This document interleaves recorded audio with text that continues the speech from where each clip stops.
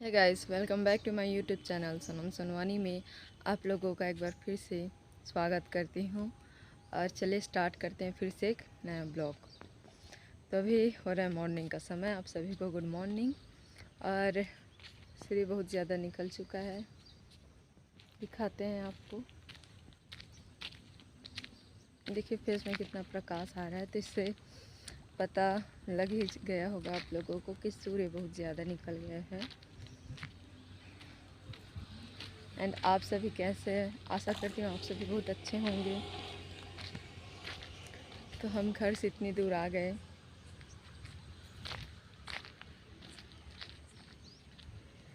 ये रहा इधर का मौसम, और देखिए तालाब कितना सुंदर लग रहा है।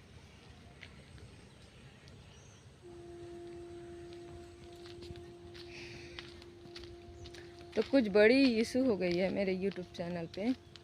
शायद मेरा कहना है ये, जिनको इसके बारे में नॉलेज होगी उनके लिए कुछ नहीं होगा, बट मेरे को नॉलेज नहीं है, तो मेरे लिए बड़ी प्रॉब्लम हो गई है। बैठ के बताती हूँ मैं।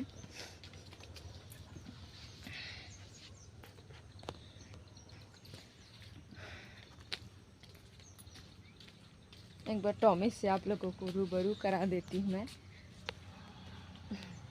इधर देखो, इधर इधर टॉमी। हाँ, इधर इधर। बदमाश बच्चा मेरा। नहीं करो टॉमी, नहीं करो।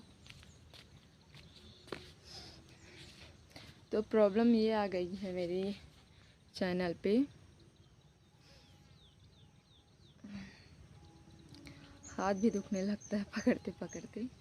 तो प्रॉब्लम ये आ गई है मेरे चैनल पे कि जैसे कि कोई मुझे सब्सक्राइब कर रहा है तो वो नोटिफिकेशन तो मुझे मिल रहा है, बट जो सब्सक्राइबर की जो संख्या है वो नहीं बढ़ रही है। वो जितना है उतना ही है, उसमें ना बढ़ोतरी हो रही है ना गिरावट हो रही है।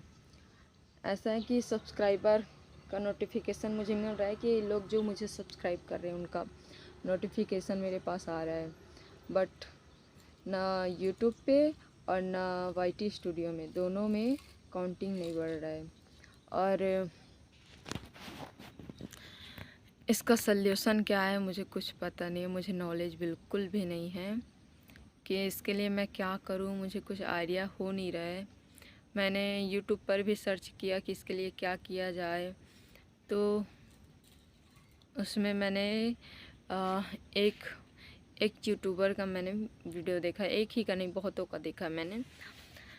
तो उसमें से कई बोल रहे थे कि आप अपडेट करो, तो मैंने अपडेट कर लिया, बट फिर भी जो रिफ़्रेश करने पर जो संख्या थी वो उतनी ही है। नोटिफिकेशन मुझे मिल रहा है, बट सब्सक्राइबर की संख्या बढ़ ही नहीं रही है। और एक पल के लिए ऐसा हुआ था कि मेरा चैनल ही चला गया था। जैसा जैसा बताया वैसा वैसा मैंने किया, तो मेरा चैनल ही चला गया था। फिर मैंने रिकवर किया उसको देखकर ही, यूट्यूब से सीखा मैंने। फिर अब इसके लिए मैं क्या करूं मुझे कुछ समझ आ नहीं रहा है, क्योंकि ऐसा है कि कुछ ज़्यादा, देखिए ऐसा होता है ना कि मेरे में अभी कम सब्सक्राइबर है, तो अगर एक एक जने भी मुझे सब्सक्राइब कर रहे हैं तो उसकी संख्या मुझे मिलती रहेगी, मतलब उसकी संख्या बढ़ती रहेगी मेरे चैनल पर। चाहे एक जने करे या दो जने करे, वो बराबर मुझे पता लग चल जाएगा। लेकिन इसमें हो रहा है ऐसा कि जितना वो रुक गया है वो बढ़ ही नहीं रहा है। अब इसके लिए मैं क्या करूं मुझे समझ आ नहीं रहा है।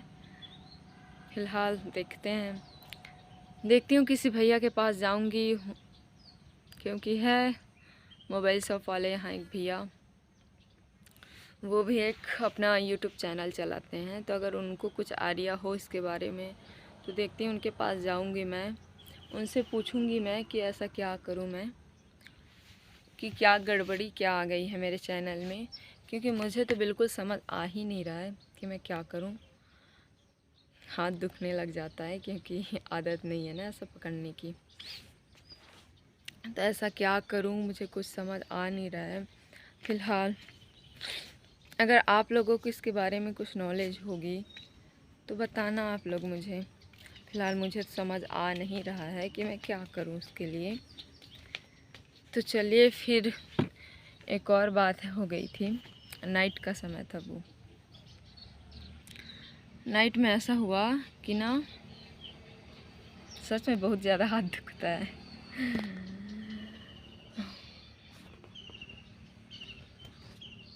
नाइट में ऐसा हुआ था,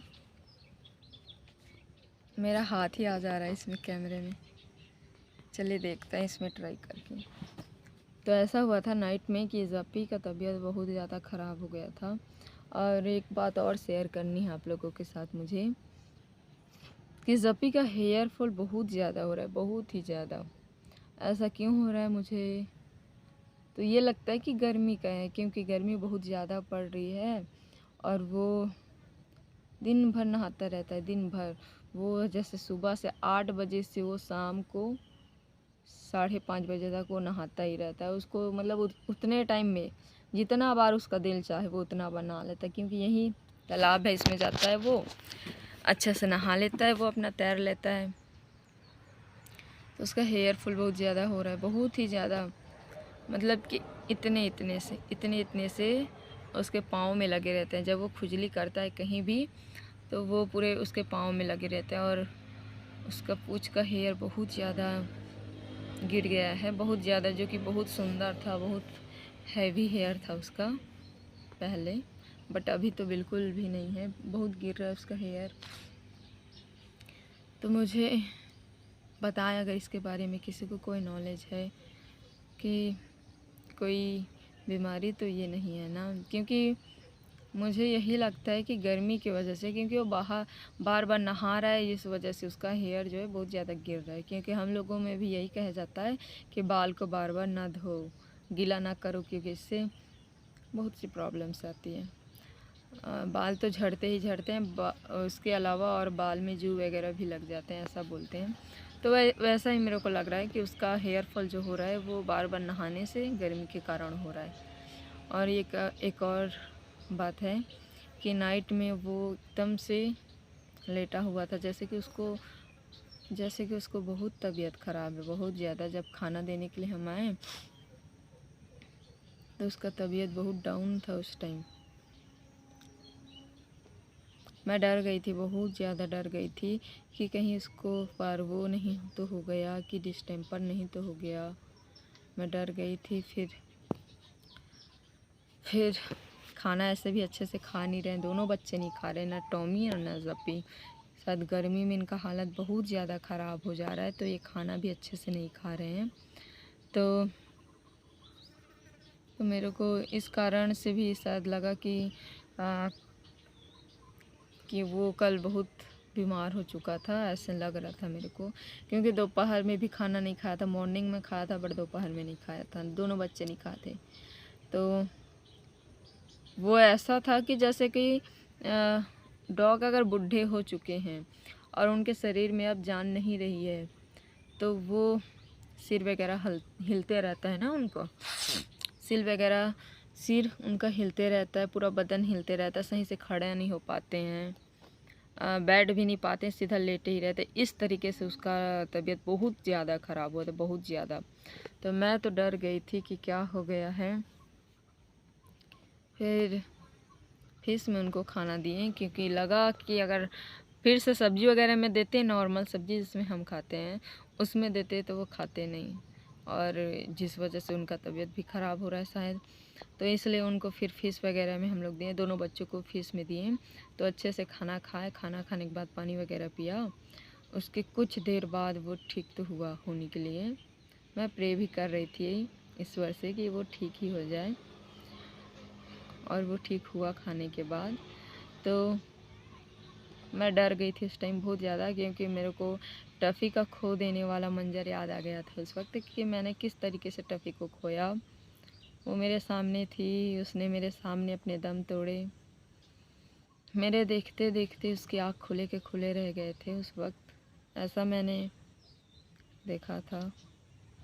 जाने से पहले टफ़ी जाने से पहले रोई थी मेरे सामने, बहुत रोई थी मेरी बच्ची। और उसके चले जाने से मेरे घर में मुझे ऐसा लगता था मातम छा गया हो, सच में कोई एक सदस्य चला गया हो, मैं उसके बिना कैसे रह पाऊँगी।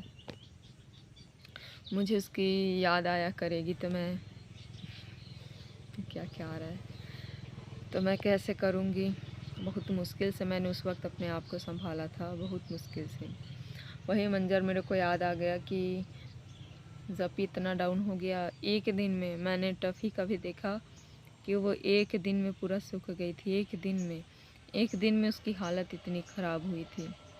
और फिर दूसरे ये दिन, फिर तीसरे ये दिन उसका तबीयत ख़राब हुआ तो 3 दिन से ज़्यादा नहीं रही थी। फर्स्ट दिन हुआ तब पता ही नहीं चला कि उसका तबीयत ख़राब है। लगा था कुछ उल्टा सीधा खा लिया होगा, तो नहीं खा रही है, शाम तक ठीक हो जाएगी या सुबह तक, ऐसा था। बट सुबह देखिए उसका तबीयत बहुत ज़्यादा ख़राब हुआ। फिर भी सोचें कि होगा कुछ, गर्मी वगैरह हो गया होगा, तो उसको आइस वगैरह, ठंडे पानी वगैरह दिए। लेकिन जब फिर मेरे को लगा कि नहीं ऐसा कुछ दूसरा प्रॉब्लम है, तब मैंने मोबाइल में देखा कि दिक्कत क्या हो रही है उसको। फिर पता चला मोबाइल में कि उसको पार्वो हुआ है, और तब तक तो देरी बहुत ज़्यादा हो चुकी थी। तब उसका तबीयत बहुत ख़राब हो गया था, और साथ ही साथ उस वक्त हमारे पास रुपए भी नहीं थे कि मैं फ़िलहाल मैं तो करती उसका, लेकिन उस वक्त ऐसा हुआ कि डॉक्टर सही से नहीं मिल पाया। होता है ना कि अपना खुद का डॉक्टर होगा अपने एनिमल का, अपने पेट्स का, तो वो बराबर आप लोगों को सही एडवाइस देगा, सही जानकारी देगा। लेकिन उस वक्त ऐसा हुआ था कि खुद का डॉक्टर ना होने की वजह से, एक डॉक्टर आए थे, उन्होंने क्या का इंजेक्शन लगाया कुछ पता ही नहीं चला। उन्होंने बताया भी नहीं, उनसे पूछा तो गया। एक और डॉक्टर आई थी, वो सरकारी हॉस्पिटल की थी, तो उन्होंने पूछा भी कि आपने कौन कौन से इंजेक्शन उन टफ़ी को दिए हैं, और उनसे कहा भी कि आप ये इंजेक्शन उनको देते हैं। उन्होंने कहा ठीक है देखते हैं, बट उन्होंने ऐसा कुछ इंजेक्शन दिया नहीं। मेरे को नहीं पता कि उन्होंने कैसा इंजेक्शन दिया। उसके गर्दन पर लगाया गया सुई, टफ़ी के गर्दन पर लगाया गया। ना वो हिली ना वो डुली, बिल्कुल भी नहीं, वो एकदम फ्रीज हो गई थी उस वक्त। तो जो सरकारी हॉस्पिटल की आई थी मैम, फिर उन्होंने देखा कि कुछ किया जा सकता है तो करे। तो उस डॉक्टर के चले जाने के बाद उन्होंने फिर इंजेक्शन दिया उसको, और बॉटल वगैरह चढ़ाया। तो होता है ना कि आपको मालूम ही नहीं है, जब भी आया दौड़ते दौड़ते, होता है कि आपको मालूम ही नहीं है कि कौन सा इंजेक्शन लगाया। क्या पता आपने उसको डबल डोज दे दिया हो, या मुझे तो फ़िलहाल ज़्यादा जानकारी है नहीं, बट मैं अपने नॉलेज के हिसाब से कहती हूँ कि उनको मालूम ही नहीं था। उन्होंने भी इंजेक्शन दिया। मेरी बच्ची बहुत ज़्यादा उस वक्त और डाउन हो गई थी। वो उसको पानी प्यास लगी उस वक्त। फिर इंजेक्शन लगने के बाद, बॉटल वगैरह चढ़ने के बाद, फिर मैंने उसको आइस दिया। मैंने देखा था मोबाइल में कि पार्वो होने पर पानी नहीं दिया जाता, आइस दिया जाता है। तो फिर मैंने आइस दिया, और उस डॉक्टर से भी मैंने पूछा, उन्होंने कहा कि हाँ आइस ही दे दो। तो मैंने दिया। फिर मैंने शाम को उनको फिर से बुलाया, क्योंकि टफ़ी को झटके आ रहे थे। ऐसा लग रहा था कि वो दम तोड़ने वाली है, उसका शरीर अकड़ रहा था, ऐसा लगा मेरे को। मैंने फिर से उस डॉक्टर को कॉल किया कि आप आ जाइए, देख लीजिए। तो उन्होंने आया, मेरे कहने पर उन्होंने आए, और उसके बाद फिर से इंजेक्शन लगा टफ़ी को। उस वक्त क्या इंजेक्शन लगा मुझे नहीं पता। मैंने कहा कि टफ़ी का इतना शरीर तप रहा था, बहुत ज़्यादा। मैंने कहा उसको बुखार भी है। वो जा रहे थे उस वक्त, मैंने कहा, तो उन्होंने फिर से वो आए और इंजेक्शन लगाए। इंजेक्शन लगने के 2 मिनट बाद टफ़ी तो नहीं रही, टफ़ी मेरी बच्ची चली गई। ज़्यादा वक्त नहीं लगा टफ़ी को जाने में। वो जो बुखार वाला इंजेक्शन था उसको दिए वो डॉक्टर, और उसके बाद टफ़ी रोने लगी थोड़ी देर के लिए। उसकी आँख से आंसू भी आए। मैं उसके पास ही थी, मैंने उससे बातें भी की और मेरे देखते ही देखते उसके आँख खुले के खुले रह गए। इस तरीके से मैंने खो दिया है उसको।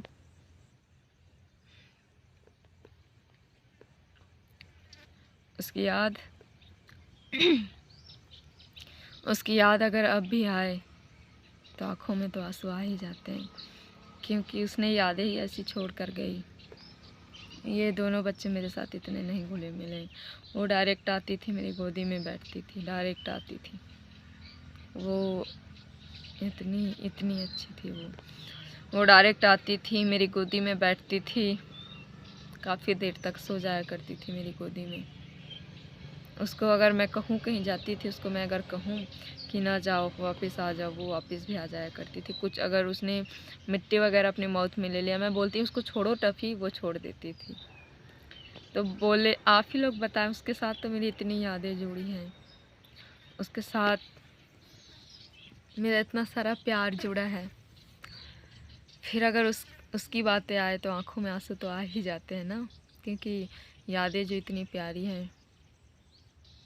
डरती भी थी बहुत वो, क्योंकि उसको डांटती थी मैं, फटकार भी लगाती थी, क्योंकि डर था उसका खो देने का। क्योंकि मैं एक बार हुआ है कि जप्पी और टफ़ी दोनों को बड़े बड़े डॉगों ने घेर लिया था और दोनों को बहुत काटे थे, इसलिए मैं डरती थी। इसलिए मैं चाहती थी कि वो यहाँ छोड़कर, आंगन को छोड़कर कहीं बाहर ना जाए, जो कि वो तालाब तरफ चले जाते थे, पचरी तरफ। तो मैं इसलिए उसको फटकार लगाती थी तो डर जाती थी। बट उसको जैसे प्यार से बुलाऊं वो फिर से दौड़ी आती थी।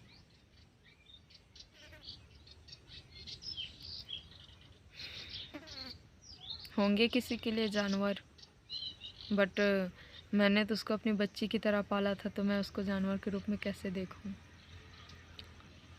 कभी ऐसा था वो रहने के लिए मेल थी, पर कभी उसकी हरकत ऐसी ना थी। उसको देखने वाले भी बोलते थे कि ये तो फीमेल है, मेल तो है ही नहीं, ऐसे बोलते थे। और वो बहुत अच्छी बच्ची थी मेरी। आती थी मेरे पास जब रूम में एक साथ रहते थे, टॉमी और नहीं, टफ़ी और जप्पी को। तो वो छोटे छोटे थे, जब उसको बाथरूम वगैरह करना रहता था, वो मेरे पास आती थी बेड के पास। वो मुझे आवाज़ लगाती थी, भूखती थी, और उसके साथ जप्पी था, बस बैठा रहता था। वो कभी नहीं भूखा है, वो उसको कुछ भी लगता था वो भौंकता नहीं था। बट टफ़ी थी, वो मेरे को उठाती थी, उठते थे, फिर दरवाज़ा खोलते थे, फिर साथ में आते थे, फिर वो बाथरूम करती थी। और बहुत सी यादें हैं उसके साथ, बहुत सी यादें। हर हमेशा उसकी यही आदत थी, अगर मैं घर के अंदर रह जाऊं, उसको बाहर रख दूं और मैं गेट दे दूं, तो फिर भूखती थी मेरे को, कहती थी कि दरवाज़ा खोलो। खोलने पर वो आती थी मेरे पास। और जप्पी का ऐसा आदत था, उसको कुछ भी चाहिए, उसको दरवाज़ा भी खोले ऐसा वो चाहता, तो दरवाजे के पास बैठता, खोले और मैं जाऊँ। इसमें कौन समझता, बट मैं समझ जाती थी, बचपन से पाली थी तो समझ जाती थी। वो दरवाजे के पास आता, बैठता, मैं समझ जाती उसको बाहर जाना, मैं खोल दिया करती थी। उसको पानी प्यास भी लगता था, वो बाल्टी वगैरह रखते थे रूम में पानी के लिए, तो वो बाल्टी के पास जाता और बैठ जाता। उस वक्त छोटे थे ना, तो पानी को नहीं पाते थे, तो बाल्टी को हल्का झुकाना पड़ता था, तो फिर वैसे झुकाती मैं, वो पी लेता था। बहुत सी यादें हैं उनके साथ, बहुत सी। तो फ़िलहाल जप्पी के लिए मैं बहुत चिंतित थी, और फ़िलहाल तो अभी बहुत अच्छे से खेल रहा है, कूद रहा है, तो दिक्कतें अब तो शायद सॉल्व हो गई, जैसा जप्पी को जो नाइट में था, क्योंकि अब बहुत मस्ती कर रहा है। तो आशा करती हूँ मेरा जप्पी हमेशा ऐसा ही रहे। जिस तरीके से टफ़ी को मैंने खोया, मैं नहीं चाहती कि मैं जप्पी को खो दूँ। फ़िलहाल मुझे इस यूट्यूब वाले प्रॉब्लम के बारे में कुछ जानकारी पता है नहीं, मैं क्या करूं। किसी को कुछ आइडिया हो तो बताना प्लीज़। और मैंने जो वीडियो डाला था एक दिन पीछे, तो उसमें काफ़ी अच्छे व्यूज़ आए। मैं शुक्रिया करती हूँ आप सभी का कि आप लोगों ने इतना प्यार दिया। हाँ, इतना तो ज़रूर है कि उसमें नहीं कमेंट आया, नहीं लाइक आया। हाँ, लेकिन एक मेरे सब्सक्राइबर हैं, उन्होंने बहुत अच्छी बातें उसमें मुझे कमेंट की, बहुत अच्छा सुझाव दिया मुझे, जो कि वो सब मेरे हर एक वीडियो में सुझाव मुझे दिया करते हैं। तो मैं उनके उन सुझाव के लिए धन्यवाद करती हूँ उनका। और बाकी जो है व्यूज़ आए हैं, लेकिन लाइक और कुछ सब्सक्राइब भी किए हैं, लेकिन वो काउंट ही नहीं हो रहे हैं। इसी प्रॉब्लम को मैं समझ नहीं पा रही हूँ कि हो क्या गया है। तो देखते हैं, मैं उस भैया के पास जाऊँगी, उनसे पूछूँगी, अगर उनको कुछ जानकारी होगी तो वो मेरी मदद करेंगे, वरना क्या होता है देखते हैं फिर आगे को। और